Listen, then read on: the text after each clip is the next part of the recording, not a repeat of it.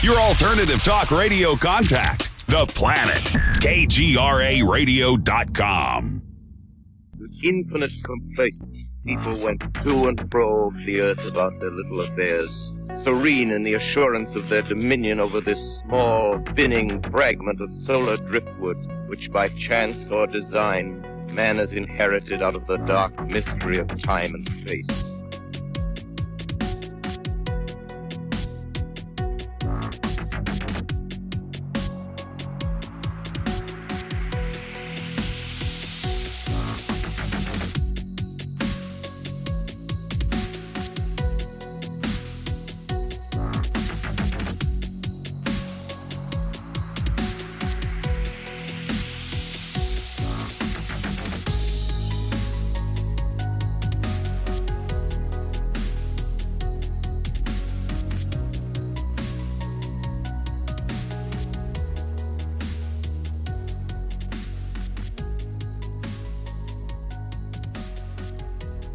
So I know that you are in Colorado now. Is that where this incident occurred? No, it didn't. Actually, I'm from Colorado. However, my mom was living in Oklahoma with my brother at the time, and I had to move down there to help care for her because she was diagnosed with cancer. So I spent 1.5 years in Oklahoma, and that's where this occurred. Oh, I'm sorry to hear about your mom. Yeah, well, she was 91, so she lived a good life. Good. Well, it sounds like she had good kids to take care of her, right? Right. I think she thinks her daughter was crazy, though. Hey, you and me both. I think both of our mothers think we're a little different, and that's quite all right with me. They love us. They love us anyway, Right. All right. So this was in Oklahoma, you said. Yes. So I'll kind of just hang back. I'll let you tell the story, and I'll just kind of jump in if I have any questions. Well, to start out, I'm a nurse. I got the bad news that my mom had lung cancer, so I decided to make the move from Colorado to Oklahoma to help my brother and his wife care for her. So I made the long move to Oklahoma, and I did get a job working night shift somewhere so I could actually take my mom to chemo during the day. Mm-hmm. I'd have to make this long drive. You got to understand, this is like a small town just east of Oklahoma City. And it's kind of really out in a rural area. There are a few houses around, but it's like literally like 1.5 blocks from Route 66, which I call the paranormal highway for a good reason. Absolutely. Oh, sorry. Oh, that's my cat okay. is bothering me. No problem. I literally have to lock myself in a closet so none of my animals will bother me because they would love to do so while I am trying to talk to someone. Right. I just locked him in the bedroom so he would leave me alone. He's going to be very upset with Mom.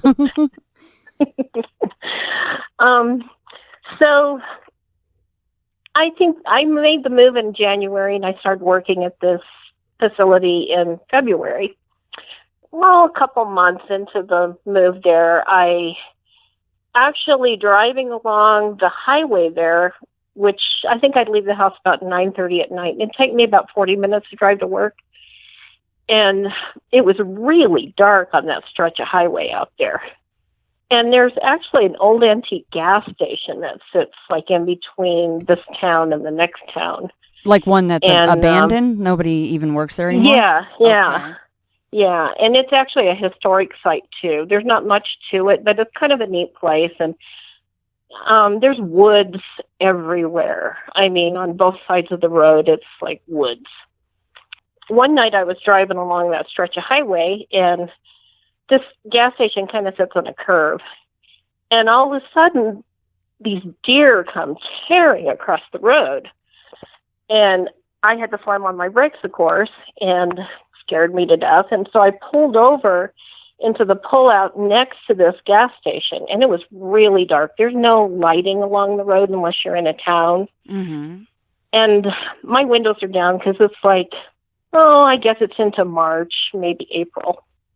I hear this really low growl. Scared me to death. My windows are down. It's dark outside. This gas station is sitting literally 10 feet from me, and it sounds like it's coming from there. So I tear out of there, spun gravel, everything, getting out of there. Went to work that night. I was a little bit shook up, but I was okay. I thought, well, maybe it was just a big, in Colorado we have mountain life.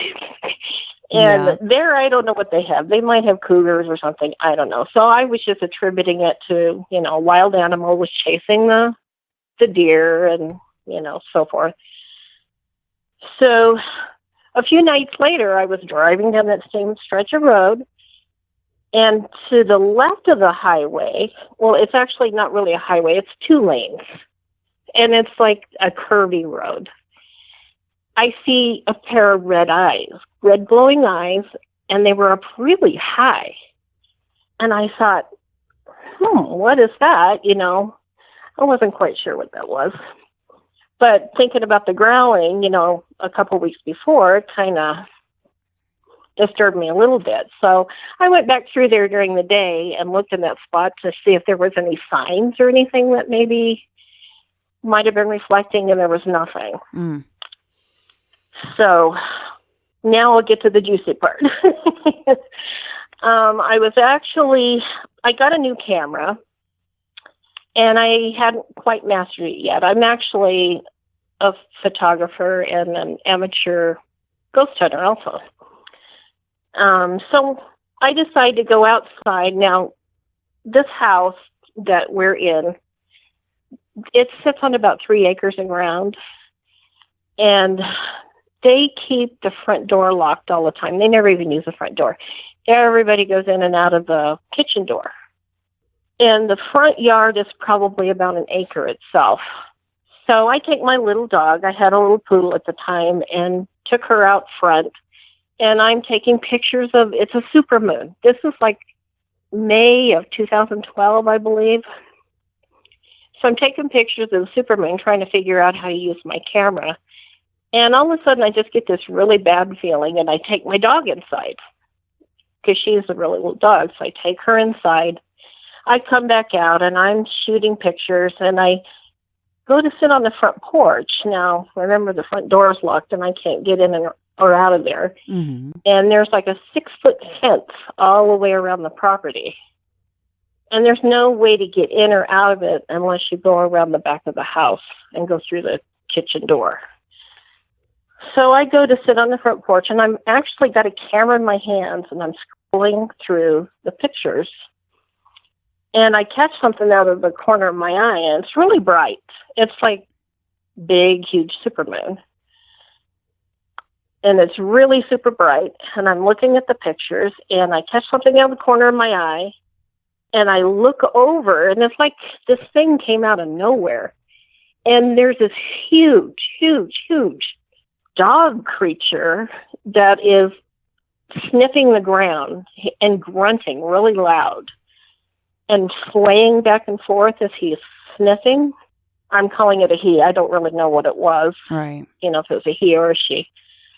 And I just froze. I was just so afraid because I'm like, what in the heck am I seeing here?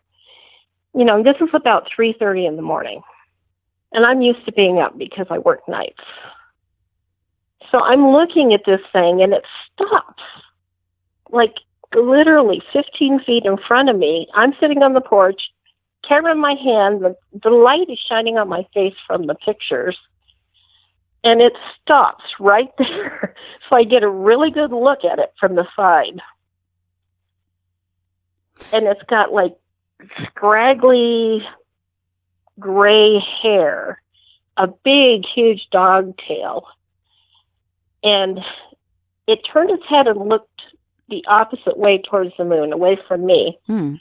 And it had these huge pointed ears with some tufts of hair on the top. Mm-hmm. And it seemed like this took forever, but I know it was only a few seconds. I had a camera in my hand. I'm frozen with fear.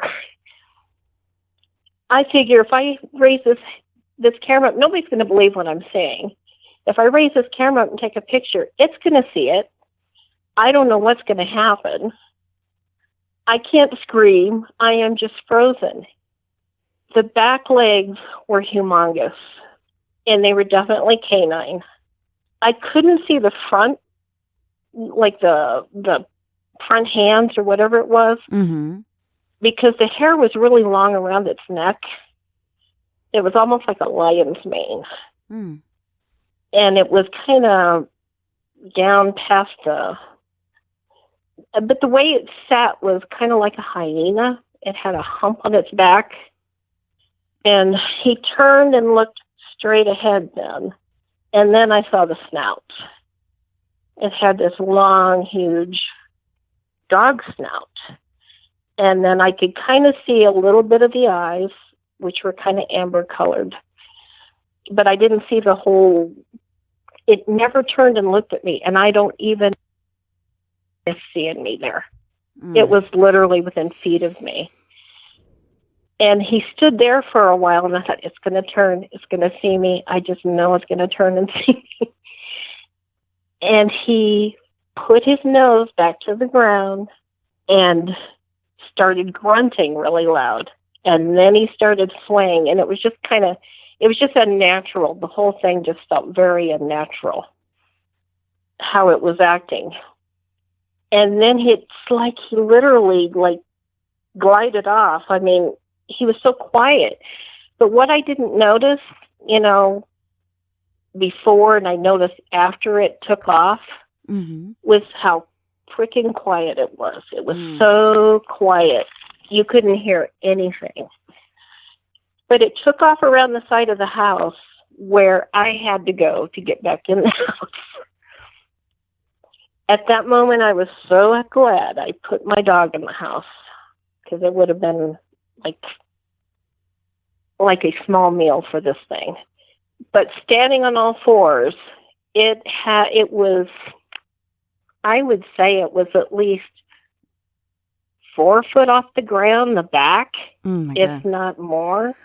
Because I was sitting on a porch, and its back was even with my eyes. Oh my goodness. So it was on all fours the entire time. It was. I did not see it stand up, but you could tell by seeing its hind legs that the haunches were pretty big. So I think if it had stood up, I probably would have had a heart attack right then and there.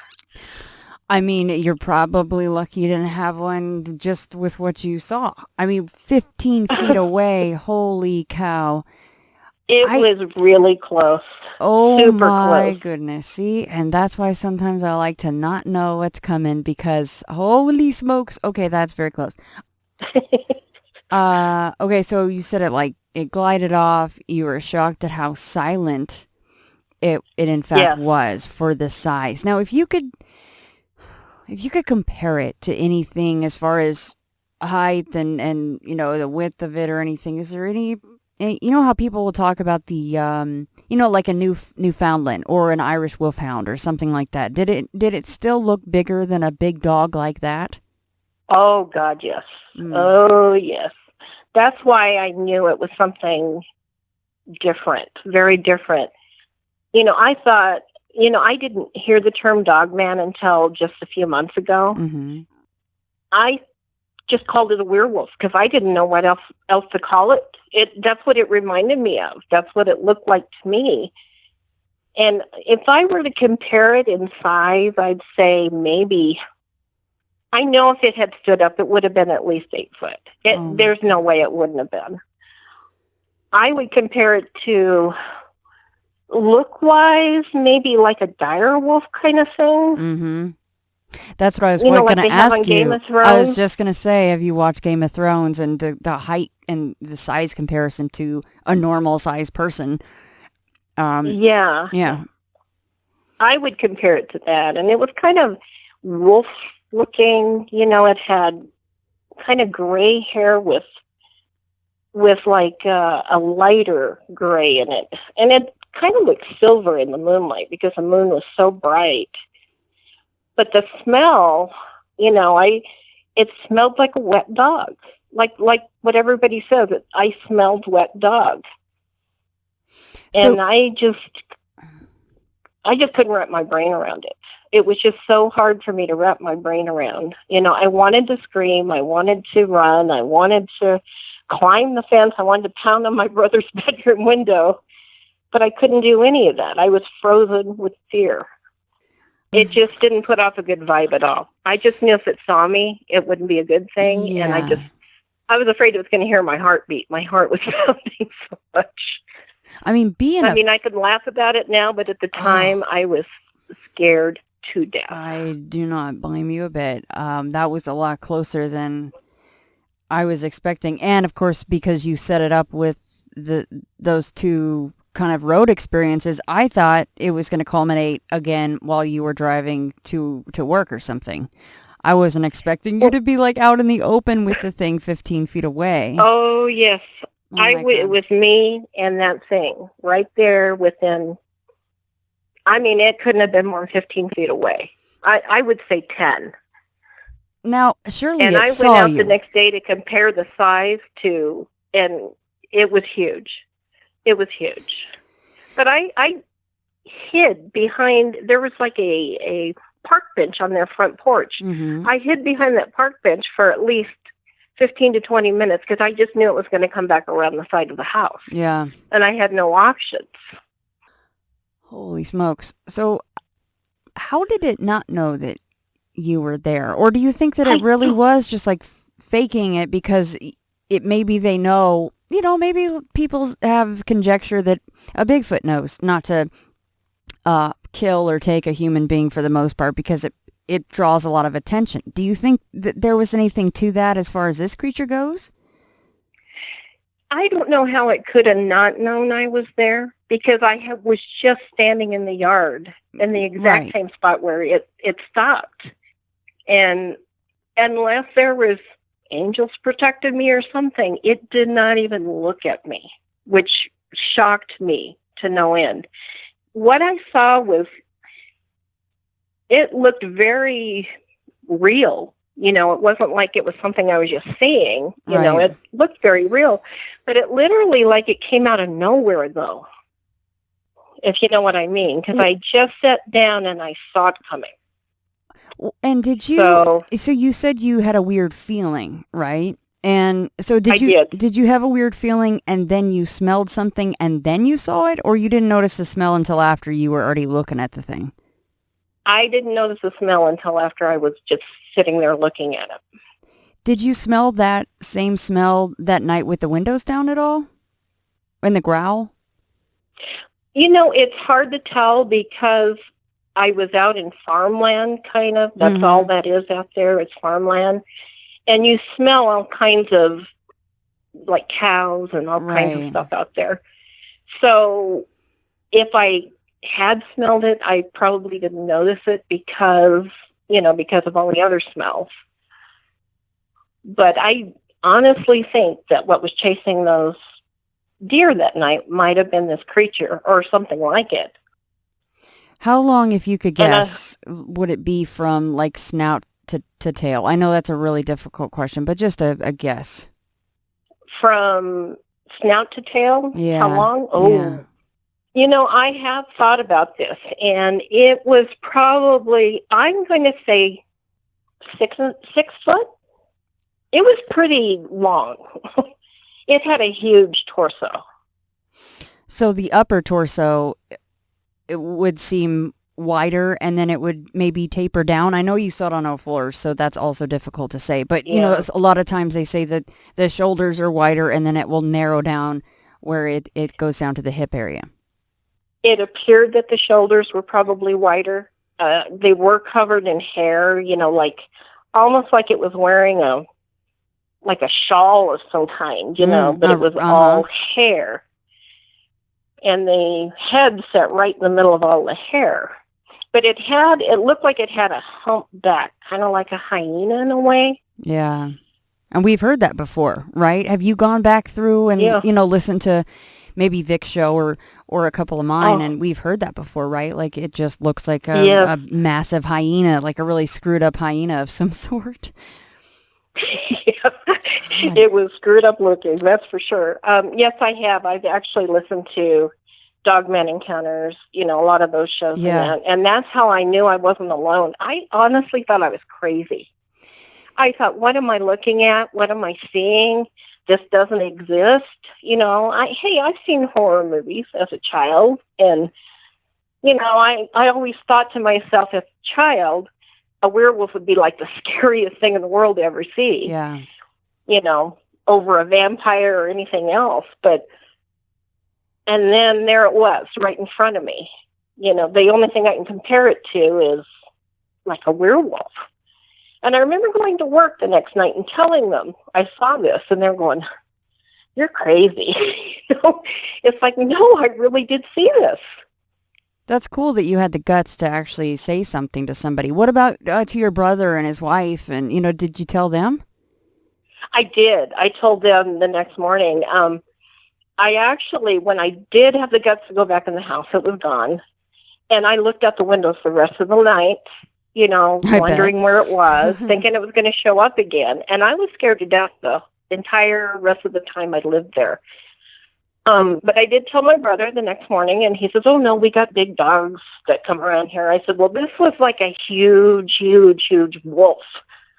But what is really strange, too, is I was driving home from work in the morning one time, and this was after this happened, and I saw a big, huge gray wolf running into the woods on all fours. Mm. And I don't know, I don't think it was the same creature, but it looked like a wolf to me. Either that or it was a big, huge gray dog, but it just... So even though it was colored the same, to you, those were two separate creatures. Yeah, I think they were two separate creatures. This was more wolfy dog-like than more normal. The other creature was. Yeah, it was more normal looking, but it was pretty big. Mm. It was pretty big too. But this one was huge. And it's not something, once you see something, you can't unsee it, like people say. You just can't. And I've been obsessed with it for 7 years now, trying to figure out what I saw. And now that you've listened to, people on either my show or Vic's show, Dogman Encounters, or any of the other shows out there, and people go, "I don't understand why we don't have pictures of these things," aren't you sitting there going, you give it a shot. You try seeing this thing. Even if you have the best camera in the world in your hand, it does not cross your mind to take a picture, right? Right. I had a camera in my hands, ready to go. But I knew if I clicked that shutter button, that it would turn and see me. Yeah. And that's what I was afraid of. But it did go through my head. Right. Oh my God, I need to take a picture. I couldn't move. That's true. It did go through your mind. You just thought, I am way too close, and I don't want to. Basically, I don't want to piss this thing off. Yeah, because I didn't have any way to escape. It was climb a 6-foot fence and try to get over. Yeah. And then I still had to run around to try to get the back door. God. Pound on the windows or pound on the doors, and the thing would have heard me anyway and saw me. So it was that close. And all that stuff is probably going through your mind within milliseconds. Like, what are my options here, right? Right.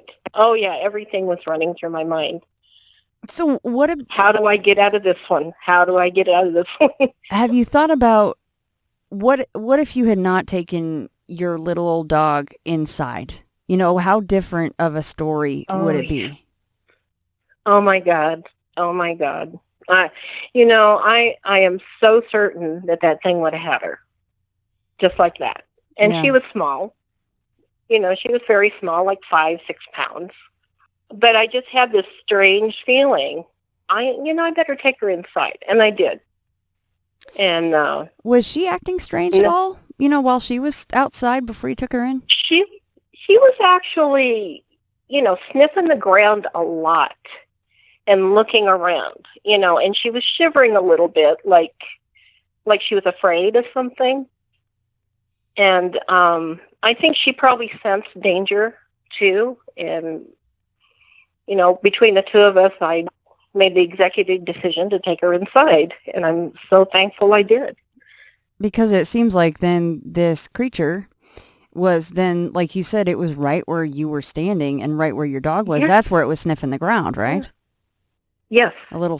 Its little snack. You took its snack inside. I mean, as horrible as it is to think about, but that's, I don't know. I mean, maybe they are smart enough to know not to really mess with humans too much. I mean, I've said it a lot that Dogman are so different than Bigfoot. Bigfoot usually tries to stay and they'll kind of peek around a tree or something, but Dogman just seems to like saunter out like, I don't care who sees me. I don't care what you think about me.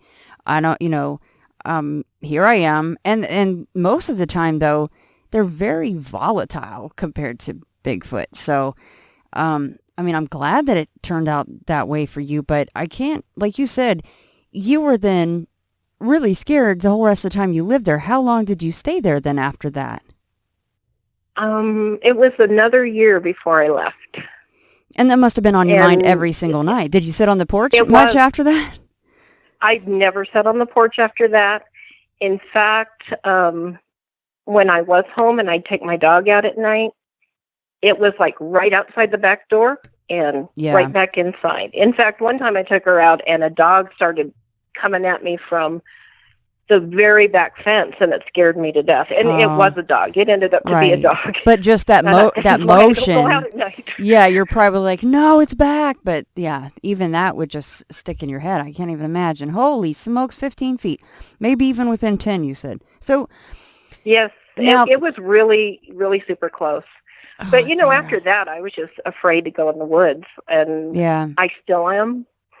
I can walk in maybe 10 or 15 feet, maybe just a little bit further, and then that's it.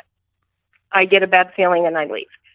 And I don't know if the bad feeling is just because of that experience, or if I really do sense things. Because since then, this is the weird thing, if I even go for a walk around the lake, sometimes I'll smell something dead, like really nasty dead smell, and I start thinking about that. But there's been times I've smelled that and I don't see anything that's dead. So then I start freaking out, thinking, oh, something's in the tree, or maybe it's a Bigfoot. Who knows? And I live in Colorado, where Bigfoot is pretty prominent. Especially down around Colorado Springs. And I hear stories about that all the time, but I've never actually seen one. I think the Dogman scared the Jesus out of me enough to where I don't want to see anything more big. I mean, who can blame you? That is astonishing, being that close to one. So, because you were that close, and forgive maybe these kind of silly questions, but I'm like running through all these things in my head about its different attributes. The hair, you said it was more like a lion's mane, maybe, so obviously heavier on the chest and then the neck and all of that stuff. Was the hair like, quite clean, or was it dirty? Did it look like it was well kept? It wasn't well kept. It was like matted. It looked very matted, and like it probably had never seen a bath. I don't know. It was pretty gross looking, and that's what drew my eye to it to begin with. I thought, what is that big thing coming at me? And it was actually coming straight at me when it first started across, and then it just kind of veered to the center of the, like a few feet away from me instead of right to me. So, how fast did it move once you caught it out of your periphery and then it's in the center, of wherever it's sitting now in the front yard? Was it actually just, it's down sniffing the ground? Is it moving quite quick, or is it just kind of sauntering along? Oh, no, it was really fast, but it was like unnaturally fast. I didn't actually see its front legs moving at all. It was like it was right there. Oh, God. I saw it, and then it was right in front of me.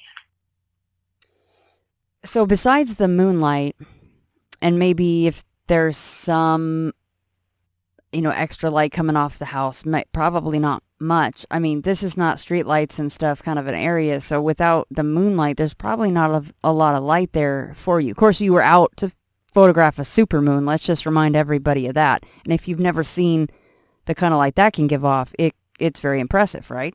But was there any? It was pretty bright. Yeah. Was there any other light, like, ground level or 6 feet to 9 feet coming off the house, or was it all above the creature, basically? It was. Yeah, there was no other light but the moonlight. It was all creature. It actually looked kind of silver in the moonlight. Yeah. All the more creepy in the moonlight, I'm sure, right? Oh. And I thought, God, it's a full moon. Nobody's ever going to believe me. You know what? Until you just said that, I didn't even put that together. It is a full supermoon, and you are seeing basically a werewolf. I mean, well, you say werewolf, that means a person that turns into a wolf. But anyhow, I know what you mean. What about, now, I know it really didn't turn to look at you, but you saw the snout from the profile, right? Did you see any teeth on the thing? I didn't. I saw what looked to be like a couple teeth in the very front that were really long, and they were kind of hooked back a little bit, but I didn't see it for that long, because when it turned to look straight ahead, it was maybe a couple seconds before it put its head back down and started moving again. And it kind of moved. It was kind of swaying like a bear would. You know how bears sway when they... Yeah, I kind of have that saunter about them. Yeah. Which I thought was kind of weird myself, but...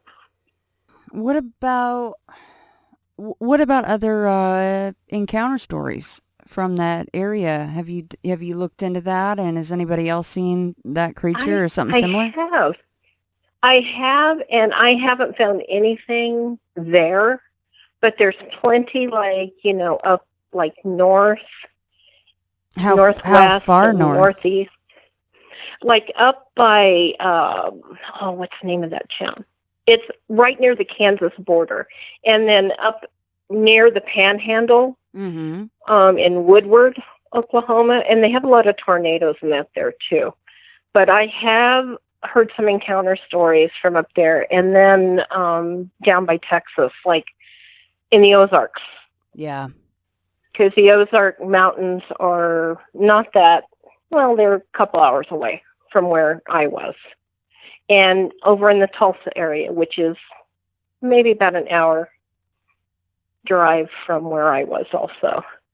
So there's encounters all around, and I even asked my sister-in-law. She was born and raised in that small town on a farm, and she's never seen anything, ever. See, and isn't that strange? And then you come there for a year and you see it so close. But I mean, and that's not discounting what you saw. It just really does seem like it's lightning striking. You're at the right place, the right time, or wrong place, wrong time, however you want to think of it. Right. I mean, what do you think it is, really? I mean, I know you've heard all the theories. You've done the research, you listen to the podcast. Some people lean more towards some kind of a paranormal side. Other people are like, no, it's flesh and blood. I don't think most people actually think there's what is tantamount to, maybe skinwalkers running around everywhere, and people that actually do transform. But, somewhere in the middle, I mean, where do you fall on this? It looked like a living, breathing creature to me. I mean, it didn't look paranormal, except for the fact that it literally came out of nowhere. It was almost like it was tracking something, like maybe my dog, or maybe, who knows. But it didn't seem like it was paranormal. I mean, the whole experience seemed paranormal, kind of, with the full moon and the situation was right, but I smelled it. I saw it. It was really close to me. It seemed flesh and blood to me. I mean, what was this? I think I know the answer to this, but I want to maybe ask anyway. What was the strangest part for you? I mean, besides the fact that you just saw it in general, I understand, but was it the size? Was it the way it moved? Was it the fact that it was silent? Like, when you look back, what's the most shocking thing about the most actually shocking seeing thing? it? Yeah. I think the size. The size was what just blew me away. I have never seen a canine that big. even in pictures, you know, how you see those big, huge, Mm-hmm. you know, pictures of big, huge dogs. This was not a normal dog. It was canine, but it wasn't normal canine. Let's just put it that way. And the size, and I knew it, you could tell it could stand on its back legs, you know. I could tell by looking at it, that thing can stand up. And that's what I was worried about. I thought, that's going to stand up and I'm just going to die right here. Yeah, no kidding. You're like, just let me have a heart attack, right? So Right. its rear thigh muscles could absolutely accommodate it walking bipedally. Oh, yes. Yes, it could. I mean, that, and it had like really big back feet. Like I said, I didn't see the front as much, you know, because the hair was pretty long. And once I got past the size of it and saw and the tail was really long too and bushy. After I got past the size of it, and I looked at the ear, and then it turned, and I saw the ears, and I thought, oh my God, I'm looking at a freaking werewolf. Yeah. You know, that's the only thing I could think of. Right. It's going to stand up. I'm dead. So you said you did go back out the next day. Yes. And I'm sorry, what did you say you found anything at all in footprints or? No, there were no footprints because it was grass. Yeah. I mean, it was all grass in the front. No footprints, but I was just kind of measuring, you know, I'm like, how tall was it? Maybe it was just me, you know. So I'm out there going, no, it was this tall. And that's how I came up with it. It was between 4 and 5 foot on all fours. Wow. That's absolutely terrifying. I mean, I'm 5'6", so I'm, you know, it's just hard to imagine something that large. What was I going to ask you? Darn it. I lost my train of thought there. Where was I going with that? Darn it, I do that all the time. It was something importante, and I do it all the time. Oh, I know what I was going to ask you. How close were your closest neighbors? And did any of these neighbors have, you know, cattle or rabbits? Or, you know, why was this thing around the area in the first place? And it probably wasn't just to hunt down your little dog, right? Was there, in fact, other places that maybe had a game of some sort that it could hunt? There was actually behind the property, somebody back there had horses, but I have seen deer. I had seen deer there, like in the backyard, literally in the backyard of the house. And that's what I kind of thought too when it took off around the side of the house. I thought maybe it's tracking a deer, but I hadn't, you know, I hadn't seen one that night. But who knows? And there were rabbits. There's all kinds of wildlife around there. Yeah. The nearest neighbors were probably, 25 yards away, maybe. Yeah. It's actually my sister-in-law's relative that lives next door.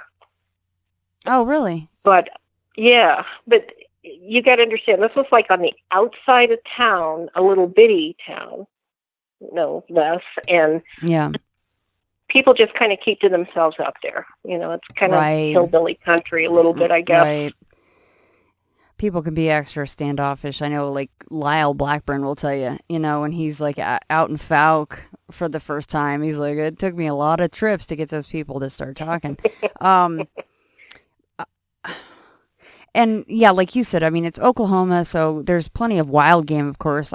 My mind is kind of going, I wonder if, you know, because you hear of a Bigfoot sometimes, like raiding a chicken coop or a rabbit hutch or something. So, and that doesn't discount your story at all, just because somebody didn't have horses mutilated or something. But I was just wondering about the neighbor's situation, but they can be standoffish. Well, I know across the highway there's cattle. Yeah. You know, there was cattle across the highway and then down the road just a little ways. So it could be it was like in between. Deborah, did you hear, don't know the number, I never do, I apologize, I can always send it to you if you haven't listened to it yet, but the judge from Ohio, did you get a chance to listen to his story? I did listen to him. That was pretty scary. I mean, but his description sounds so much like yours, you know. The way they move, and I don't know, it's pretty terrifying. They're very agile and powerful, and I don't feel like any of us would really stand a chance if they decided to, there's this whole Storm Area 51 thing going around right now. And I feel like if all the Dogmen got together, I think we'd all be really screwed. I don't know. Yeah, for sure. I don't know. I think if they ever banded together, they seem more like scorpions to where they're very territorial. But if they ever decided to just join they're like, hey, we have the Bloods, the Crips, and then the Dogmen, and they had their own like color and, graffiti they could write on the wall. I don't know, but they seem extremely terrifying to me. So, I mean, I can't even imagine that you had to stay out there another year. I mean, did you sleep? This had to affect a whole lot of things besides just not wanting to go out at night. Well, I'll tell you, a story for another day, though. A lot of weird stuff happened on that property, including to my brother and to me, paranormal stuff.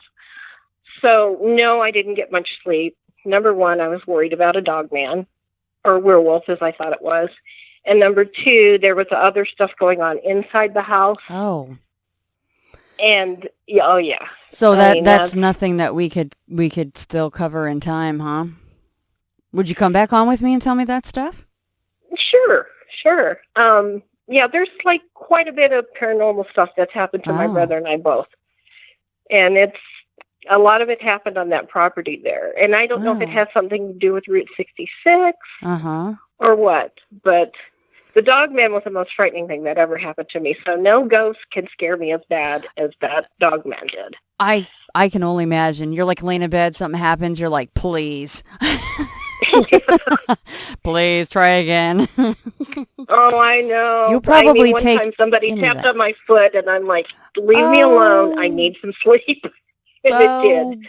Bo. See? And you told it and it listened. Isn't that funny? Sometimes all you have to do is just say, no, you're not welcome here. Or no, you can't touch my foot while I'm sleeping, damn it. And they go, okay. See, but Dogman, I don't think they're going to care if we tell them that they're not welcome in the front yard 15 feet away from you.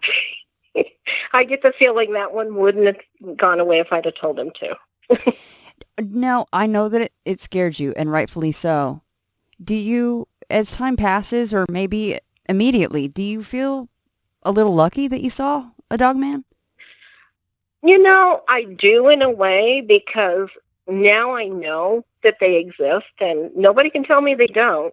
People can tell me, oh, you're crazy, that's not what you saw. I know what I saw, and I feel fortunate that I know they exist. Now, that doesn't mean I want to see one anytime soon. Yeah. But they're out there. They're definitely out there, and they're frightening. And I've heard stories of people saying, "Oh, they're nice." Like some of them are nice. Right. I'm like, I just don't see that. Yeah. I didn't get a good feeling from this one at all. See, and you felt something before you saw it. I mean, what's the closest? I mean, how would you describe that feeling? Really? I mean, a feeling of your own mortality, like you are in mortal danger, or okay, yeah. I did. I felt like I was in mortal danger. If it would have turned and saw me, I felt that I was in danger. I mean, so it's like the root of, as human beings, and we've lost a lot of it, but that root of just primeval instincts just kicking in, right? Like fight or flight. I felt it. I felt it was evil. I mean, it wasn't a nice creature. And I think I sensed that before it even got there. That's why I had the bad feeling. It was just this feeling of dread, feeling of being watched. It was like somebody was out there watching me. And I blew it off like, oh, the neighbors see me out here. Mm-hmm. They're looking out the window, seeing me with my camera, think that crazy lady, I mean, did you have... and I know how most people, not everybody, sorry guys, most people have been in that situation where you literally feel like there's 100,000 things going through your mind in split seconds. Did one of those thoughts include, what am I going to do if it actually turns its head and looks straight at me? Yes. that went through my head. And I didn't have an answer because I didn't know what I would do. Right. I thought maybe I did think of one thing. The only thing I could think of was to get up and put the park bench in between me and it.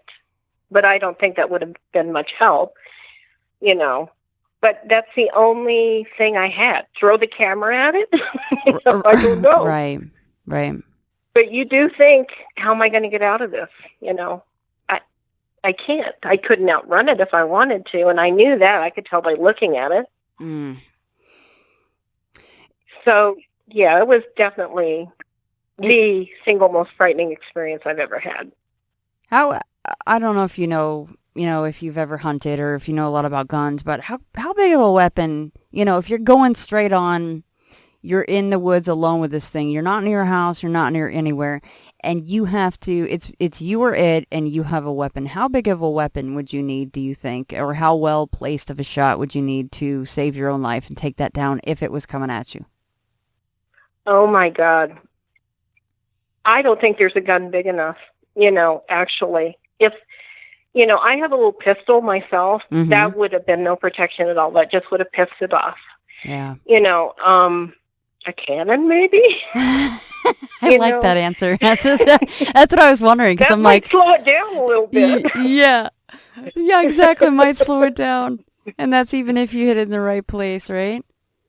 Because I'm the same way. Maybe if you shot it in the head, yeah. But it had such a massive, right? From what I could tell, chest area. Mm-hmm. I don't know that a little gunshot would have done much damage at all.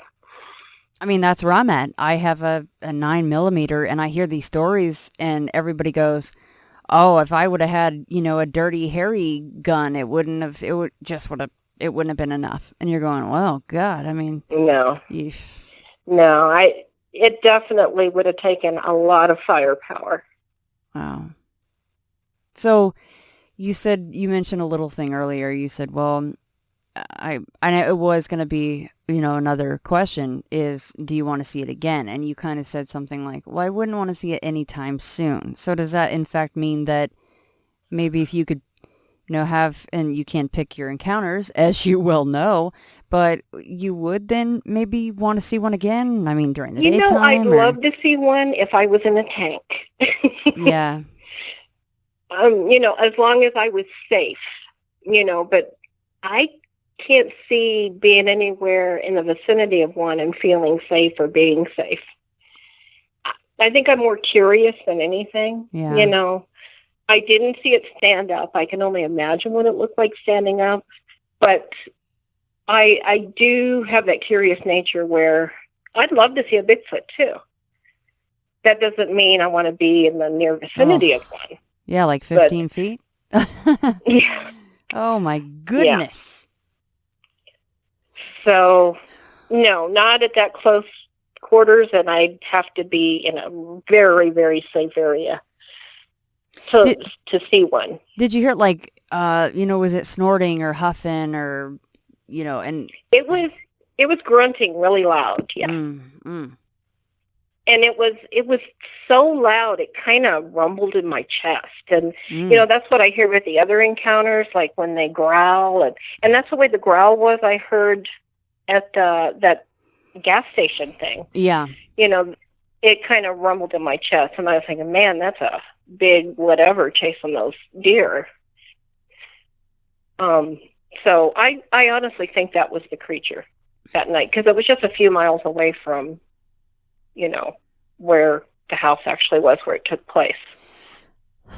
See, and all these, here I go blanketing everything, most of these Dogman encounters are, of course, I can't really remember one offhand, maybe you do, that they've said they've seen 2 or 3 of them. They're usually solo, but, we have to remember that, of course, we have to assume they're flesh and blood. That's a whole other conversation for folks that think they're paranormal. I don't want them to be, just like I don't want a Bigfoot to be, but you have to assume that they are having to procreate, so they would have to, in fact, be around, a male would have to be around a female to, in fact, make a little baby dire wolf from Game of Thrones. So, I mean, places like Oklahoma, I know that Kentucky does. Kentucky's got a ton of caves, cave systems. I mean, does Oklahoma have places where, daddy werewolf goes off and goes, okay, wife and child, you need to stay in the cave. I'm going to go out hunting, see you when I get back from work. I mean, we don't really see them together a lot. I'm not sure if they have caves. I mean, in Oklahoma, I didn't spend a whole bunch of time there. Yeah. I got out of there, shortly after my mom passed away. Right. I left. But there are a lot of woodsy areas, like I said, stories for another day. I mean, I've been in places because I seek out paranormal stuff. I wasn't really seeking out a werewolf. So I've been to a lot of woodsy places before this happened. And now I feel too uncomfortable to even set foot inside a tree line without somebody with me anyway. Yeah. Or going out at night, or probably a whole list of things that you're not going to do anymore after seeing that thing, huh? Oh, yeah. I made my brother walk me out to my car every night to go to work after that. And which the car sat right outside the kitchen window. So, I mean, was he annoyed by that? Because he knew why you wanted him to do that, because you brought it up the next day. But how did he treat you after that? Did he treat you like you were nuts, or was he like, oh, okay, no big deal? He humored me. But I know he still doesn't. He just thinks I saw a big dog. Yeah, I guess he thinks I'm exaggerating about it, even though he's had a lot of paranormal stuff happen to him. See, and that's interesting, because I think that maybe it's easier for those of us in this to separate one thing from the other, or maybe you're just not into it, so you're like, that's not a thing. I mean, yeah. Oh, I would love to talk to you about the other stuff. I mean, but no, what were you going to say? Oh, no, nothing. It's fine. Go ahead. I'm just jabbering. No, me too. I'm just, it is funny though how people, they can experience things firsthand that are in this category, but because this other thing is in the other category, then it's not on their radar. It cannot be even a thing that is, able to be seen, smelled, heard, any of it. So, people are funny like that. But I think that as human beings, maybe we have to compartmentalize to just kind of get through the day a little bit and be normal. I mean, because after what you went through, I mean, things changed for you. Yeah, it definitely changed my life. I mean, in a good way, I guess, because now I know there are things out there that, besides spirits and other paranormal stuff, there are creatures out there, living, breathing creatures that we never knew existed. And I don't know how, not more people see them. And I know quite a few are reporting them now, but they stay pretty well hidden, apparently. But do you think, though, that the way that they look and the fact that they're, like, in your case, very silent, very quick, very, like you said, unnatural. Like, it was unnatural, however, it was obviously natural for it because it was completely silent. The way these things look and how big they are, that has got to deter a lot of people from coming forward to actually not only tell their family, but to, put it on a website or come on a podcast like this. I mean, there has to be a lot of unreported things. Oh, yeah. I mean, I would imagine so, because this is the first time I've talked to anybody besides, my family about this. Oh, well, thanks, Deborah. I appreciate you coming on here with me. My gosh, I didn't know that either. Thank you. And I just, it's not, I've mentioned it to people and you can tell right away. They're like, oh yeah, whatever, Yeah, and until they need an adult diaper while they're looking at a Dogman one of these days, they'll say whatever. That's what I say. I mean, so you're in Colorado. Are you in a heavily wooded area? Does it still cross your mind? Okay. I actually live like in the Denver metro area. Oh, okay. So I'm not in a woodsy area at all. But I do live near a lake, and that's always in the back of my mind. Mm-hmm. So maybe when you move, I don't know if you're, planning on moving. I'm not trying to get too personal and pry or anything, but, some people are like, oh, when I'm done with this place, I just want to be in the woods by myself, or me and my family are going to move to the middle of nowhere and there'll be woods all around. So has this changed those kind of thoughts for you, if you ever had them? Yes, it has. It certainly has. There's actually been a Dogman sighting just down the road from me here. Now, it has been like 3 or 4 years ago. Uh-huh. But somebody reported one in Lakewood, Colorado, just down the road here. And I thought, yep, they're around. Oh, God, you were so happy to hear that, weren't you? I'm writing that down. Ecstatic. Lakewood, was that on Vic's show or like just a written report? Or? No. Who's the guy? Is his name Scott Carpenter? Or Yeah. Somebody that does a lot of Dogman research. Yeah. Actually came to Colorado. Well, he's actually down the Four Corners area, because apparently there's a lot of that activity down in the Four Corners area. Mm-hmm. And he heard about this encounter, and him and somebody else, and I can't remember who it was, came with him.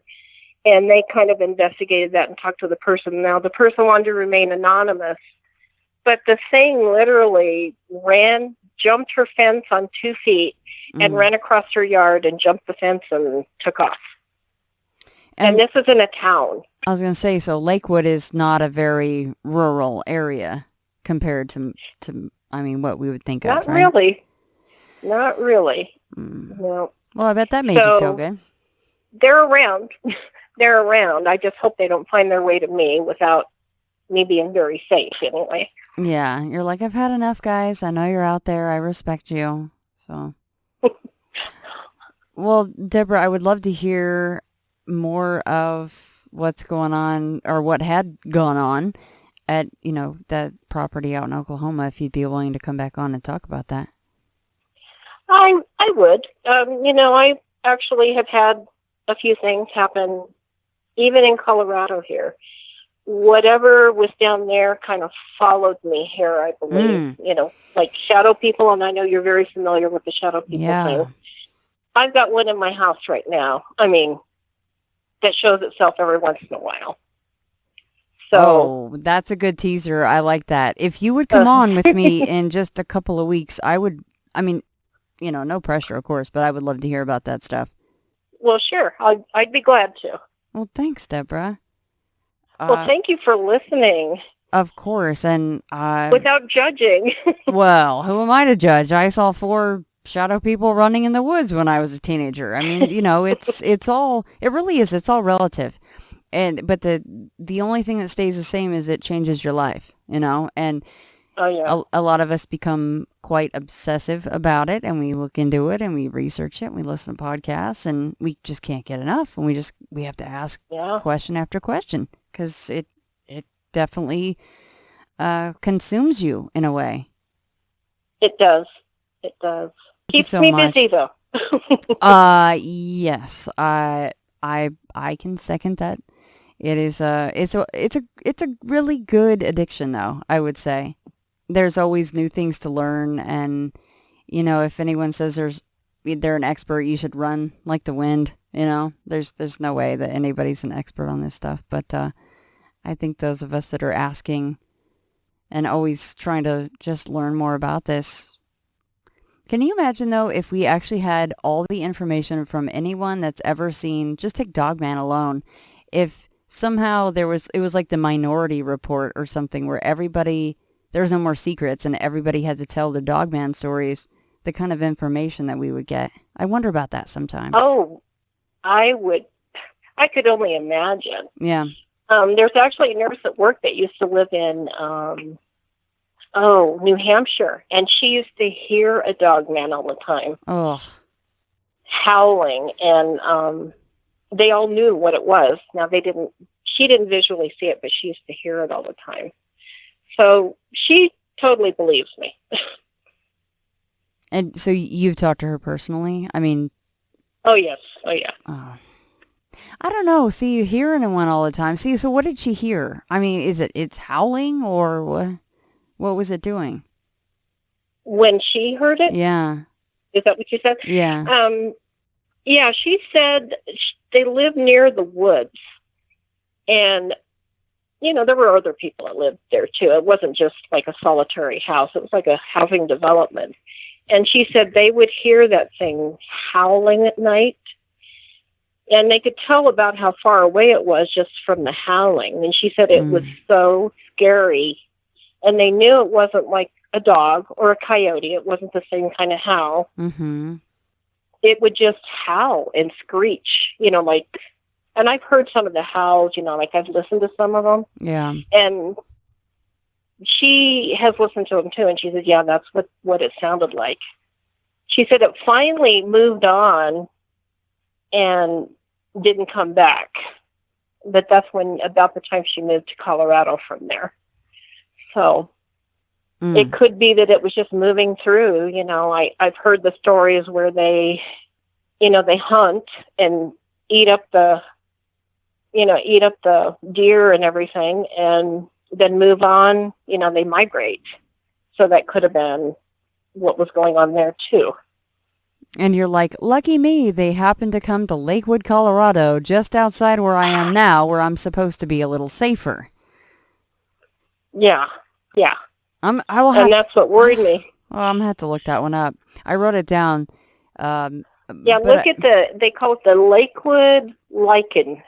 Oh. I think if you Google it, that's what it's called.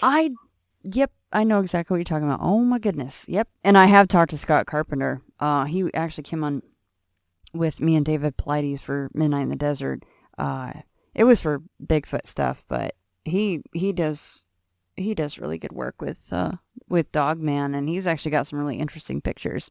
Yeah, I've actually seen some of those. I need to go back through all the pictures I've taken because I've gotten a lot of paranormal pictures. Yeah. And now I need to get back on my computer and look because I'm thinking I might have missed something in those, you know. I mean, if you were taking pictures of the woods or something, yeah. Maybe there's... Yeah. If he was around, or she, we always say he. I do the same thing. I'm like he.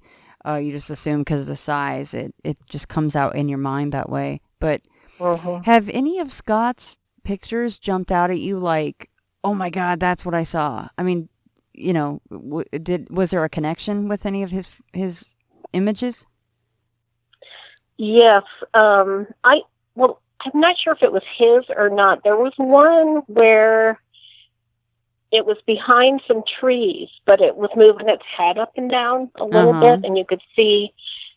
That's what I associate the face of this thing that I saw. It kind of resembled that. I'll have to look for that. And that like the eyes weren't huge. They were, you know, they were like regular dog-sized eyes, I guess. But that's what it reminded me of. Is that the one where the face is almost straight onto you? Yeah. I believe so, yeah. Because if that's maybe... Where you can see one eye and then you can see the other eye because it's moving around a little bit. Yeah. I can't remember if that's one of his pictures or not. It's like a little video. I need to look that up and see if that's the one I'm thinking of. But I think that's the one that you're referencing. And if so, then that's kind of what I was picturing in my mind. Okay, yeah, I'll have to check on that, and I want to look up that Lakewood lichen thing. But once you said Lakewood lichen, I'm like, oh yeah, I know which one you're talking about. Yeah, you've probably heard of that, yeah.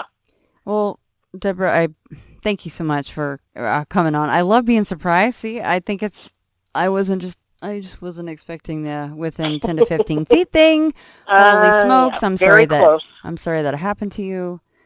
I could see where. I mean, you know, everybody loves to hear a good scary story. I'm no different. But when you really break it down and you go, this changed someone's life, and now Deborah probably doesn't go hiking in the woods much because of what she saw. Oh, no. You know, it changes people's lives. So I appreciate you taking the time to share it and having the guts to do so. Well, thank you for letting me share. Like I said, and being non-judgmental, that means a lot. You're very easy to talk to. thanks, Deborah. I appreciate that. Well, okay, well, good night in Colorado, and I hope that, there's no Dogman around there right now. They're busy elsewhere. Don't worry about it. They got better things to do than to torture me. That's for sure. They don't hear you talking about them. Yeah, they're like, once is enough for Deborah. She got the hint. Yeah. All right, Deborah. Well, thank you so much. Well, thank you, Shannon. Well, I'm so-and-so. I was given this name by my parents. I've been to such and such a college. I've done these things in my profession. I produce a little biography. Buddha says, forget it. That's not true. That's some story. That's all gone. That's all past. I want to see the real you are now. Well, nobody knows who that is. Because we don't know ourselves except through listening to our echoes and consulting our memories. But then there's a real you, and that again leads us back to this question. Who are you? That is the real you. We shall see how they play with this exam by the koans to get you to come out of your shell and find out who you really are.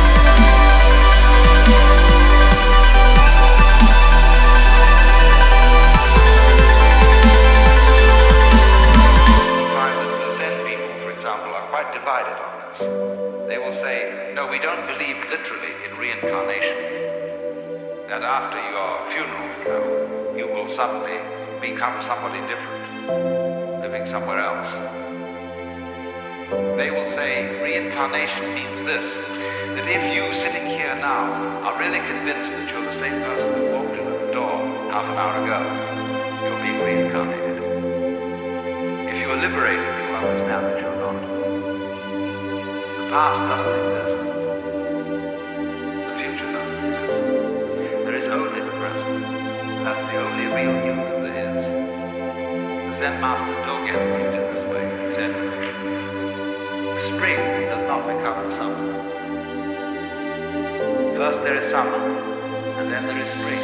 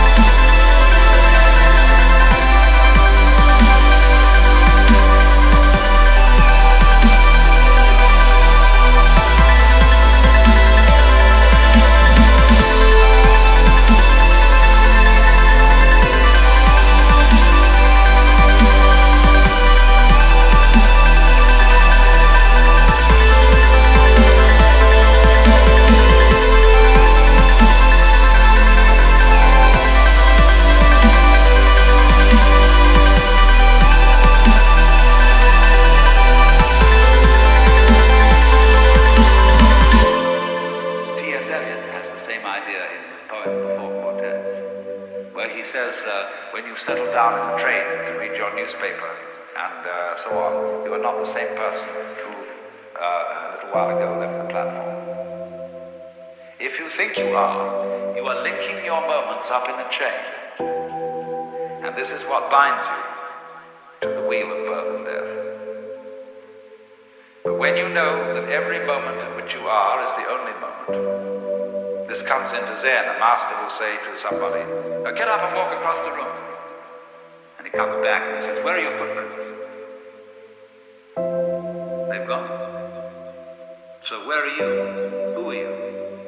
When we are asked who we are, we usually give a kind of recitation of a history.